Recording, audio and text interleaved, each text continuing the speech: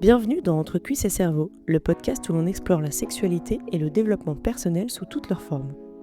Je suis Inès et à travers ces épisodes, je t'invite à plonger dans des discussions ouvertes, bienveillantes et décomplexées autour de sujets qui nous concernent toutes et tous, mais qui restent souvent tabous. Que tu sois curieuse, curieux, en quête de réponses ou simplement là pour écouter des témoignages et des réflexions sincères, ici, on déconstruit les idées reçues et on prend le temps d'explorer ce qui fait de nous des individus uniques, à la croisée de l'intime et de l'esprit.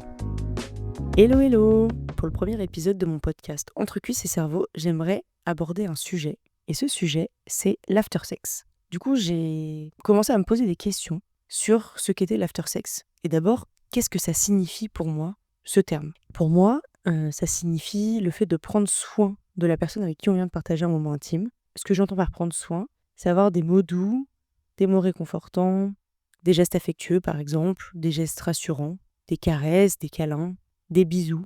Mais c'est aussi pour moi le moment de se dire comment on a vécu le moment, s'il y a des gestes ou des mots qu'on a plus particulièrement aimés ou au contraire qui nous ont déplu. C'est vraiment le moment de communiquer sur l'acte sexuel qui vient d'avoir lieu avec la personne. En quoi pour moi, ce moment, il est important? C'est important parce que c'est le moment où tu vas avoir plus de facilité à te livrer sur tes sentiments, donc sur ce que tu ressens avec cette personne, sur le ressenti que tu as eu pendant l'acte sexuel, mais pas seulement. Tu peux aussi parfois parler d'autres sujets de manière plus posée et plus apaisée parce que après un acte sexuel, ton corps il est relâché, ton esprit aussi, voilà, t'es détendu. Du coup, c'est plus propice à des discussions un peu plus profondes et sérieuses. Ça permet d'ouvrir son cœur et aussi d'accueillir ce que l'autre a à te dire. Donc tu peux aborder des sujets intimes par exemple ou des sujets sensibles, des expériences passées, je sais pas, des maladies, voilà, ton histoire, ça peut être tout et n'importe quoi. Tout ce qui te fait du bien en tout cas et ce que tu es à l'aise de dire à ce moment-là. Pour moi, c'est aussi un moment qui est très important, même si le sexe n'a pas duré longtemps. Si c'est juste un moment de sexe rapide, ça veut pas dire que on peut pas avoir un petit moment calme et apaisant après pour parler et se faire des bisous. Parce que ça permet vraiment de se connecter émotionnellement à la personne et aussi de faire grandir la confiance et l'intimité qu'il y a entre nous, qu'il y a dans cette relation en fait. C'est ça vraiment qui va permettre de sceller en fait ce que tu sens pour la personne, ce que tu ressens, ce que tu éprouves pour cette personne. En tout cas, moi c'est comme ça que je le vois.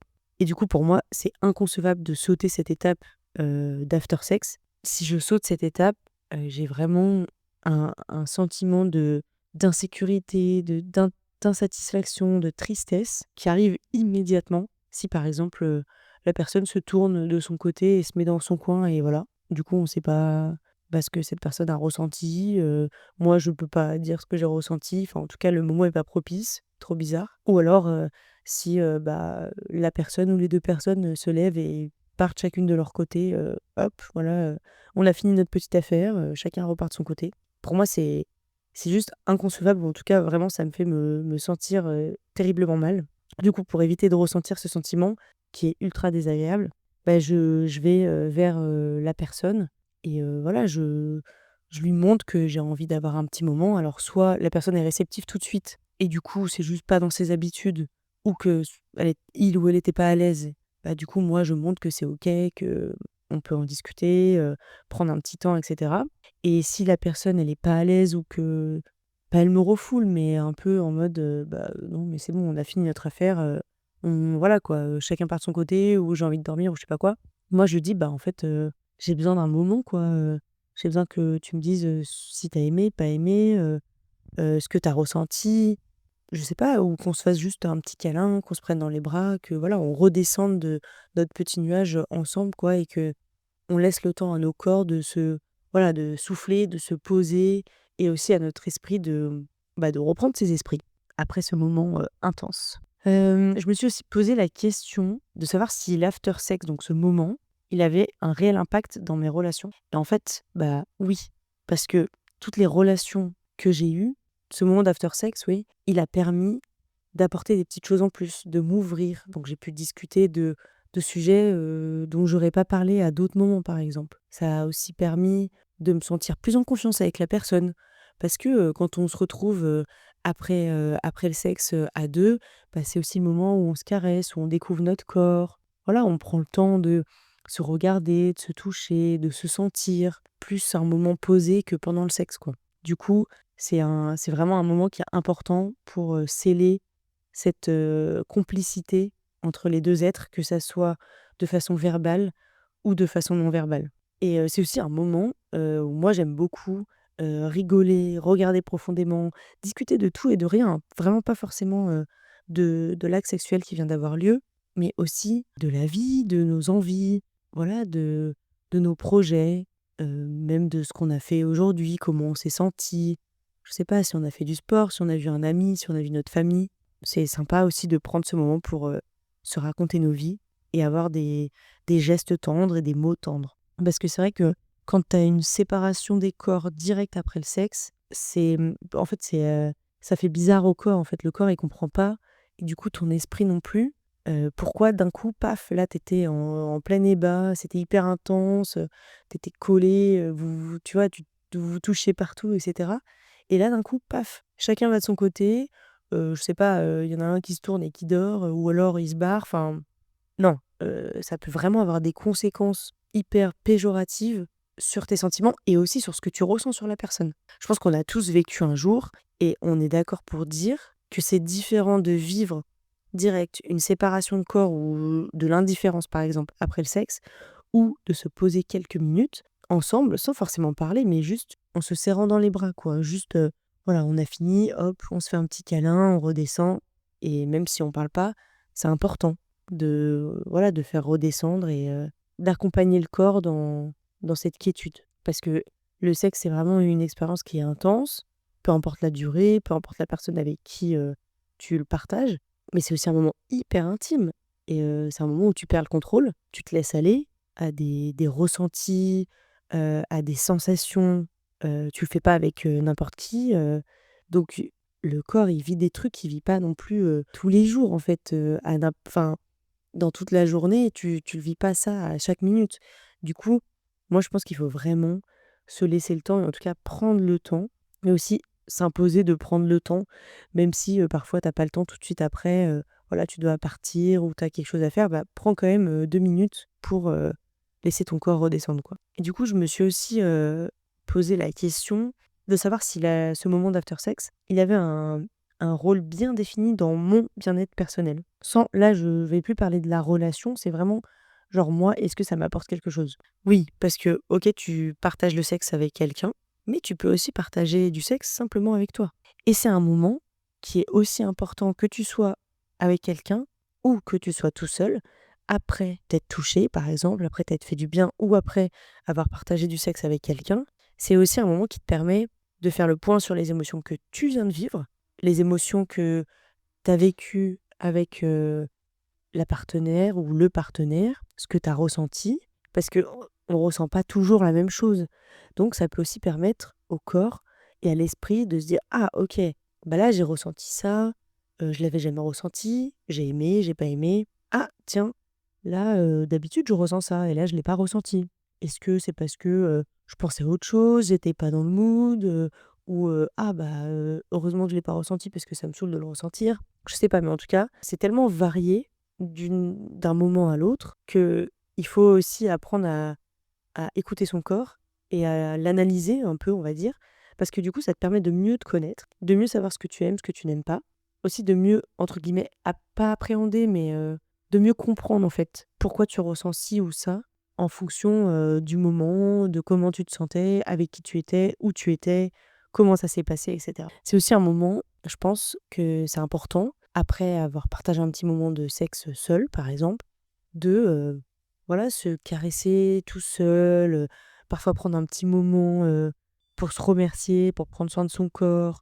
Tu peux boire de l'eau, tu peux prendre une douche, tu peux juste poser la main sur ton sexe. Voilà, parce que, ça a été, intense, tu l'as stimulé. Voilà, il a besoin de redescendre et de se calmer et ça peut être hyper apaisant de poser sa main ou, si tu es avec ton partenaire ou ta partenaire, bah, de lui dire, voilà, de poser sa main, ou toi de le faire à ton ou ta partenaire, quoi. C'est aussi, moi, je pense, un moment qui permet de valoriser la relation sexuelle que tu viens de vivre, que ça soit toi toute seule ou avec la personne, avec de ton choix.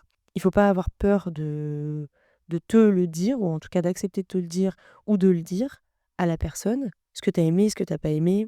Si tu arrives pas à le verbaliser, bah, c'est pas grave. Tu peux aussi, le transmettre avec des gestes, avec des caresses, avec des regards. Et puis peut-être que la personne, elle va comprendre que tu as besoin de parler, donc elle va engager, bah, le discours, enfin l'échange et ça va te permettre aussi de te sentir plus léger. Voilà, plus en phase avec, toi-même, et avec, ton partenaire.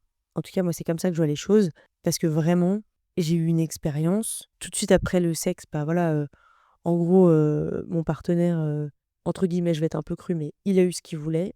Moi, j'étais pas dans un mood, enfin, c'était pas quelqu'un avec qui j'avais une relation, régulière et cetera. J'étais un peu dans un mood, OK, bon, bah, voilà, ouais, c'est fait, c'était cool, mais j'aurais quand même apprécié, je pense, avoir un petit moment, un peu tendre, même si on n'est pas en relation. Enfin, je viens quand même de partager ton intimité, quoi, avec la personne et en fait, cette personne, s'est direct rhabillée et est partie, un peu en mode, fière, quoi. «Bon, c'est bon, j'ai eu ce que je voulais, je me casse» et du coup, là, je me suis sentie, mais seule, mais à un point énorme et j'ai perdu toute la confiance que j'avais juste avant d'avoir, cette relation avec cette personne parce que, bah, en fait, je me suis sentie un peu sale. Je me suis dit: «Mais ça rime à rien, enfin, pourquoi j'ai fait ça?» parce qu'en fait, bah, moi, je fais pas du sexe juste pour du sexe, enfin, ça m'intéresse pas. Je le fais parce que j'ai une connexion avec la personne, que j'ai envie de partager, voilà, que ce soit une connexion, émotionnelle, physique, mentale et là, en fait, bah, je pense que j'ai eu cette connexion avant. Après on a eu cette relation sexuelle et puis, bah, la fin, enfin la clôture quoi de cette relation sexuelle et la fin de notre échange, bah, ça m'a vraiment fait perdre toute confiance en moi et du coup, je me suis dit: «Mais en fait, pourquoi j'ai fait ça?» Au final, qu'est-ce que ça m'a vraiment apporté? Donc je pense que tu pourras, te reconnaître là-dedans et je te le souhaite pas, mais peut-être que tu as déjà vécu, ce genre d'expérience. Voilà, alors je voulais aussi vous parler, de l'importance de l'after sex dans le quick sex. Juste, on rappelle quick sex, en anglais, sexe rapide et le sexe rapide, c'est pas forcément dans des, relations, hors couple, dans des relations, voilà, de passage et cetera. Ça peut aussi arriver dans le couple, de se dire: «Bah, voilà, là, on a trop envie de l'un de l'autre, hop, on fait nos petites affaires et après, bah, on va dîner, chez les parents ou on va au travail ou bah, voilà, il y a nos amis qui arrivent pour, faire apéro». Enfin bref. Du coup, c'est un moment qui est rapide, mais ça veut pas dire que après, on n'a pas besoin de débriefer et de prendre soin de soi et de l'autre. Parce que même si c'est rapide, c'est intense et encore plus en général, plus c'est rapide, plus c'est intense. On a encore plus besoin d'apaiser notre corps, notre esprit et d'échanger avec notre partenaire. Et aussi, quand c'est du quick sex, parfois, on est, peut-être un peu moins attentif, on est en mode, OK, un peu, animaux, quoi. Du coup, je pense que c'est hyper important de prendre le temps après et de se dire, si c'était OK ou pas OK, si on a apprécié, si on a envie de recommencer ou pas. Bien sûr, ça sera peut-être pas la même façon d'échanger parce qu'on n'a pas le temps et cetera, mais c'est quand même, ça a toute son importance d'échanger, même si c'est 2 mots, 2 caresses, enfin voilà, mais je pense que c'est important parce que là, on est vraiment dans une ère aussi de surconsommation de tout et moi aussi bien sûr, hein, je suis passée, par là, avec, les applications de rencontres, hop, tu rencontres quelqu'un, il se passe un truc, c'est cool, mais sans plus, bon allez, tu passes au suivant et ainsi de suite. C'est aussi, la même chose pour, les réseaux sociaux quand on regarde des vidéos.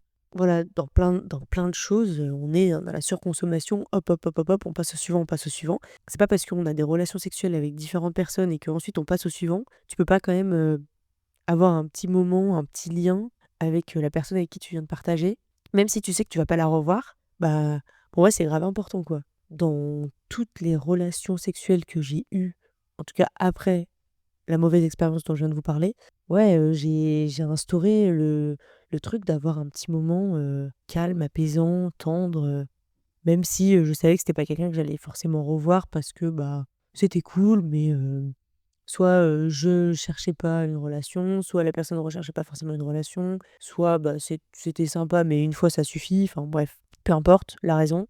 Mais, pour moi, c'est hyper important même, en fait, si t'as pas de quand il y a pas de sentiment, quoi. Parce que tu as quand même ressenti quelque chose.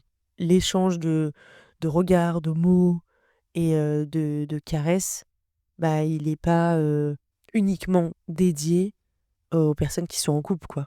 Ou qui, en tout cas, veulent se mettre en couple. Tu peux très bien avoir des gestes tendres avec une personne avec qui t'as pas envie de te mettre en couple, quoi. C'est pas exclusif. Je me suis aussi un peu plus posé de questions sur l'after sex dans des relations lesbiennes, parce que c'est mon cas actuellement. Parfois, le moment after sex chez les lesbiennes, il dure plus longtemps que le sexe en lui-même. Non, en vrai, je rigole, c'est pas vrai. Chez les lesbiennes, tout va très vite, sauf le sexe. Les lesbiennes, on se sait. Euh, c'est vrai que les femmes, on sait bien, hein, on parle beaucoup, on en a besoin.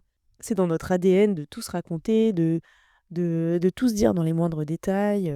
Et c'est très bien, hein, ça nous permet de nous analyser, de mieux nous comprendre, de partager des expériences. Voilà, franchement, c'est top parce que du coup, c'est comme ça qu'on avance. Peut-être qu'on évite parfois des situations qui pourraient nous mettre je sais pas, mal à l'aise. Ou je me rends compte aussi que on partage beaucoup, en tout cas moi avec mes amis, on partage beaucoup nos expériences sexuelles, quoi. On se raconte tout et je trouve ça hyper intéressant. Et moi du coup je fais pareil avec ma chérie.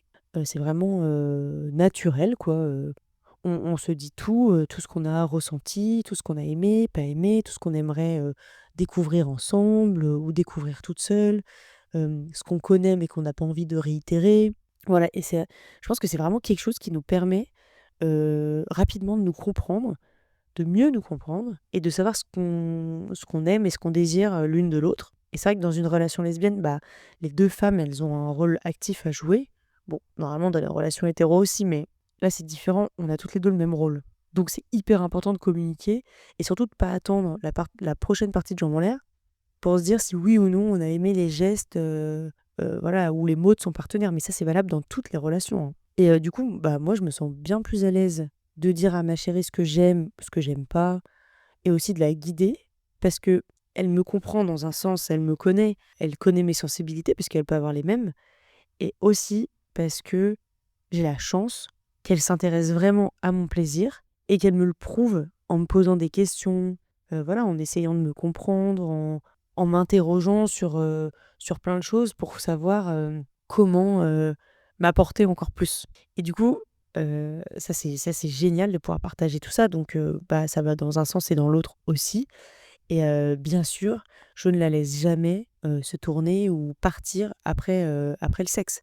On prend toujours un moment pour parler, pour se dire des mots doux, pour se regarder, pour rigoler, pour se refaire le film de l'expérience qu'on vient de vivre ensemble, bien sûr en détaillant, même en ultra détaillant tous nos ressentis et voilà, tout ce que ça a déclenché en nous.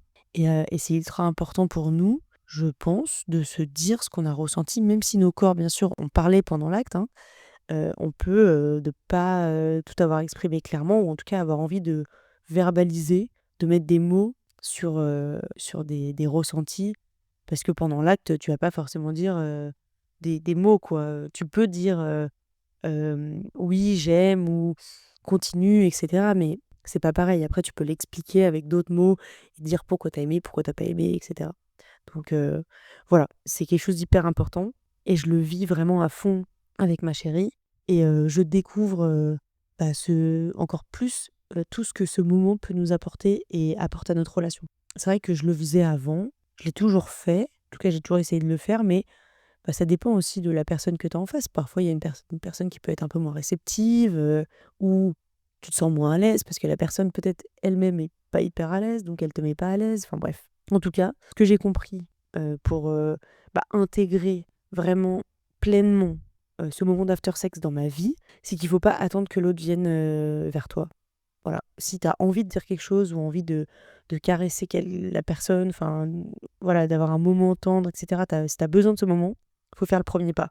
La personne, elle est pas trop réceptive, que voilà, peut-être qu'elle met un peu de distance, etc. Faut pas hésiter à en parler posément, limite tourner ça un peu à la rigolade. Moi, c'est aussi ma manière, parfois, dans plein de situations, de tourner les choses à la rigolade pour les faire passer un peu plus facilement. Donc ça peut être un truc à tester. Parce que le sexe, il oblige pas à être sérieux. Donc voilà, si tu as envie de rire pour calmer la situation, ou je sais pas, la rendre plus cool, bah n'hésite pas. Ça va être un moyen pour toi de te décomplexer aussi, de rire, et de briser les tabous plus facilement, de manière plus légère. Et bien sûr, dans ces moments-là, on privilégie toujours des mots gentils et bienveillants, même si la personne en face, elle est peut-être un peu moins ouverte à ce moment ou moins à l'aise. Bah voilà, faut la rassurer, faut mettre un cadre sécurisant, faut avoir des mots doux et pas l'attaquer, quoi. On n'est pas là pour juger, on est là pour s'expliquer l'un et l'autre, se comprendre, se donner des petits conseils. Et si tu sens que tu as besoin de partager ce moment, ou de dire des choses, mais que les mots ne sortent pas de ta bouche, eh ben, n'hésite pas à faire des caresses, des bisous, à serrer fort la personne dans tes bras, parce que le fait de serrer fort, on sait très bien, ça transmet le message, quoi. Ça fait un effet à l'autre et l'autre va comprendre que voilà, tu as besoin de dire quelque chose, mais peut-être que tu n'y arrives pas, donc c'est pas grave, on va prendre le temps, on va rester dans les bras l'un de l'autre. Et peut-être que l'autre, là, va du coup essayer de te parler, de te rassurer, de te dire bah, c'est ok, tu peux me parler, voilà, je suis là, je t'écoute, ou si t'as pas envie de parler, bah, c'est pas grave, on se fait simplement des câlins, etc. L'important, je pense que c'est de lâcher prise, d'être spontané, et voilà, ça permettra au tabou de s'estomper. Et le dialogue, après, il sera bien plus fluide et plus facile. Je pense que peut-être la première fois quand tu instaures ça dans tes relations, bah, c'est un peu difficile, mais après tu prends le pli, quoi, ça devient une habitude. Et tu captes aussi bah, comment arriver à le faire. Avec telle ou telle personne, bah, ça passe mieux quand je le fais comme ci, comme ça, quand je parle, quand je parle pas, quand je lui fais des bisous, quand je lui fais des câlins, quand je lui dis tel mot. Voilà. Après, ça, c'est toi qui vas l'adapter, bien sûr. Donc j'espère que si tu n'as pas encore cette petite routine d'after sex dans tes relations et après les relations sexuelles que tu peux avoir, bah, tu vas l'instaurer, l'intégrer et aussi bah, le partager avec tes partenaires et leur faire savoir que c'est important pour toi, si ça l'est. Et si tu le fais déjà, eh ben écoute, j'espère que cet épisode t'aura plu. J'ai pu répondre à des questions ou que ça t'a ouvert l'esprit sur d'autres choses. En tout cas, j'ai été ravie de pouvoir partager avec toi ce petit moment. C'est déjà la fin de cet épisode. Honnêtement, ça a été un exercice pas très facile pour moi parce que c'était le premier. Mais en tout cas, c'est très enrichissant. Et je me rends compte qu'en te parlant, j'apprends encore des choses sur moi-même et sur mes expériences passées. Et ça me donne envie de parler encore plus. Voilà, merci de m'avoir écouté. J'espère que ce premier épisode t'aura plu. Si c'est le cas, n'hésite pas à le dire en commentaire et aussi à partager autour de toi parce que je serais ravie que ce podcast fonctionne et puisse aider et en tout cas ouvrir l'esprit d'autres personnes. Je te dis à très vite pour un nouvel épisode de Entre cuisses et cerveau. Abonne-toi!